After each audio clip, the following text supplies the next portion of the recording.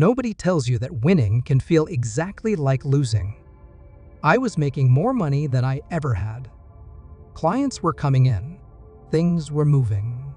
And I remember sitting at my desk one evening, looking at the numbers thinking, why does this feel so wrong?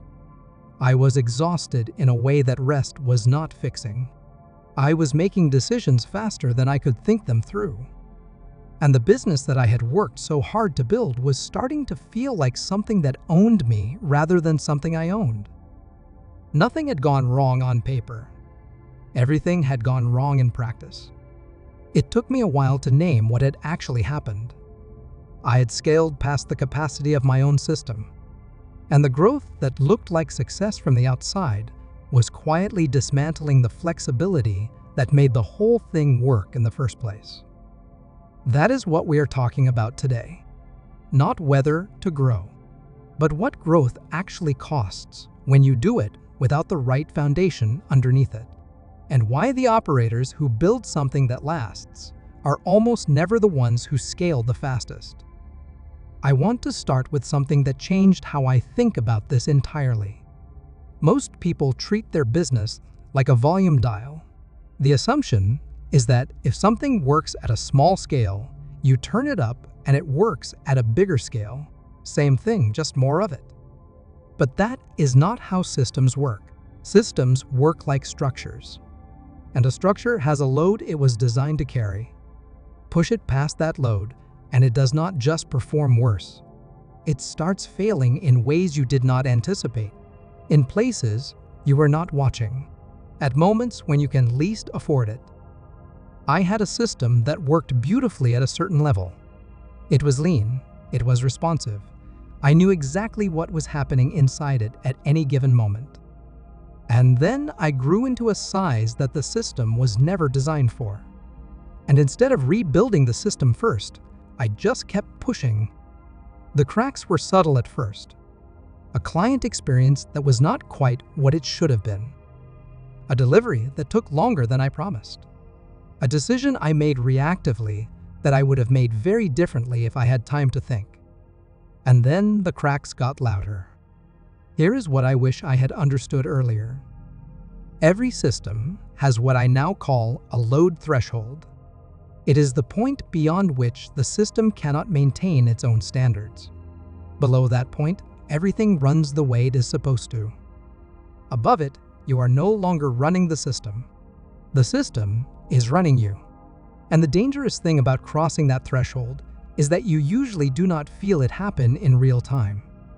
Because growth feels good. New clients feel good. Revenue going up feels good. All of those feelings are real, and they mask the structural deterioration that is happening underneath until the gap between what you are promising and what you are delivering becomes impossible to ignore. I have talked to so many operators who hit this wall and thought they had a motivation problem or a team problem or a market problem. It was none of those things. It was a load threshold problem. They had outgrown their system and kept pushing instead of rebuilding. The second thing that scale takes from you, and this one is more subtle, is your ability to change direction. A lean, flexible system can absorb a bad month. It can let go of the wrong client without the whole thing falling apart. It can pivot when something is not working without it becoming a crisis. A rigid, overscaled system cannot do any of those things. Every decision carries more weight than it should because there is no slack in the system to absorb the consequences. And so you start holding on to things you know you should let go of. Clients that are draining you. Offers that are not working. Processes that made sense 6 months ago but do not make sense anymore. Not because you do not know better, but because the system has become too fragile to survive the disruption of changing it. That is the real trap, not the growth itself, the brittleness that comes with growth that outpaced the foundation. So what actually fixes this? The honest answer is that it is easier to prevent than to reverse. Building flexibility into a system before you need it costs a fraction of what it costs to rebuild a system that has already broken under load. For me, that meant getting very honest about what my actual load threshold was. Not the optimistic version, not the version I wanted to believe. The version that the evidence was showing me. How much volume could my system actually handle before quality started slipping? That number became a constraint I designed around rather than a ceiling I kept trying to push through. It also meant building what I call recovery margin into everything. Recovery margin is the slack in a system that allows you to absorb a problem without it becoming a catastrophe. Most operators strip all of that out because it looks like inefficiency. It is not inefficiency, it is insurance. And you will never know how much you needed it until the moment you need it and it is not there. And here is the part that took me the longest to accept.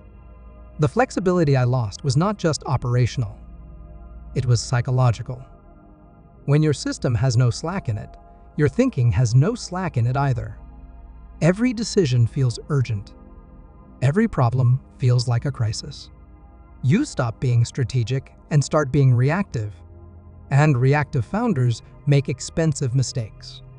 Not because they are not smart, but because they are operating a system that has no room left to think clearly.